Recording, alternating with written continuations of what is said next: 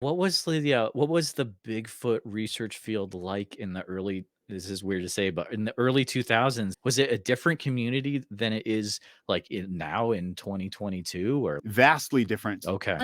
I did have an experience, and I've talked about it in a lot of podcasts, and maybe some of your listeners, they might have seen or heard another interview of mine. But I grew up in Northeast Georgia in the Southern Appalachians and had an experience in 1999. But again, it was like a sound only experience. So Mm, I didn't really put it together and connect the dots between that and other claims related to Sasquatch experiences until about 2000. And so when I started getting interested in essentially in the beginning, I was trying to validate my own experience. Like this happened to me in the North Georgia mountains. And mm, so if these things do exist, I can't be the only person who's experienced this, et oh, cetera. So yeah. it was a lot of trying to find local witnesses. And at that time, the BFRO did exist, but there weren't many reports from the Southeast. And if I Okay. recall, almost none. I don't think there were any from North Georgia or Northeast Georgia, Western North Carolina. Most of Wow. the time, the people took reports close to where they were because those were the reports that they could go investigate. And so you had these clusters of reports from Ohio and from the Pacific Northwest and these places where there were investigators.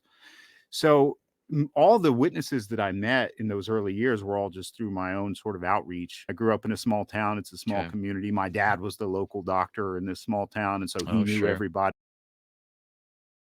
And I reached out to a lot of people on the internet trying to make connections, and I didn't get any response for a couple of years, honestly. So there really wasn't much of a community. I'm trying to recall when the Bigfoot forums came online. It was Okay. somewhere Wow. around then. Yeah. It was somewhere in those early 2000s. It might have been prior to 2002, but I remember being a member of that forum and reading a lot. But even then, I don't think that there were many people. There was, I think, one person in Georgia in general. And Wow. I'd emailed that person and never got a response or anything. So it certainly wasn't like it is today, where there are so many people who openly talk about it Mhm. and so many people who are willing to communicate, share information, et cetera. It was like a castaway on an island in the middle of nowhere for a long time. The first person that I met who was also pursuing this, that was in like 2005.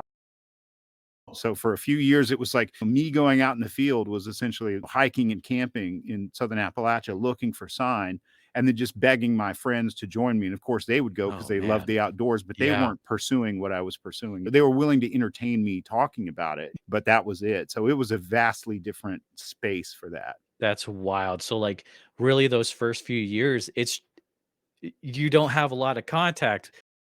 Or were there certain books that you really held on to during that time to kinda get the info in or, Yeah, uh well, luckily for me, the first book I encountered and got really into was Grover Kranz's book, and, okay. so I still think very highly of that book and think it's one of the few that's, like, required reading. But even of the books that existed, I'm trying to remember when Lauren Coleman's Bigfoot, The True Story of Apes in America came out because I think that was a little later, like, maybe 2004, 2005. I bought that when it was released because I would follow Lauren's website. I think back then it was, like, thecryptozoologist.com or something like it. Maybe it was still Yeah. laurencoleman.com, but there was only a few websites. But even then, in those books, there was hardly any talk about Sasquatch in the Southeast or in the Southern Appalachians. And Mm, in fact, the first year or so of my investigation, let's say, not only trying to find local witnesses and meeting people and investigating their sightings and going to the places where their observations occurred, but I also dug pretty deeply into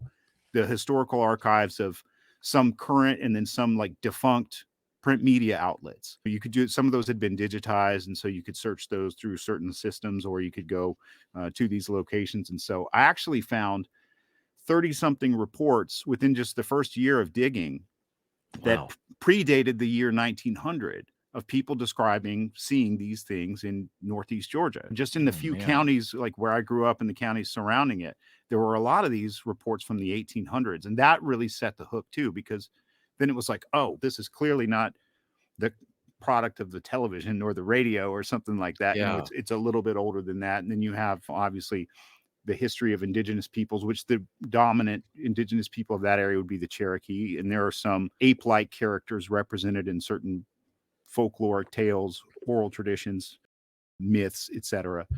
So there were things that sustained that along the way when I was looking for other people. Again, the witnesses that I met and found the historical archive references. But yeah, it was a long time before I met like someone who was like actually a Sasquatch researcher to a large degree, you know. Mm. That must have been amazing to all of a sudden you slowly get into this community where you're like, oh my goodness, there are people that think the same way with the same passion about this mystery ape, which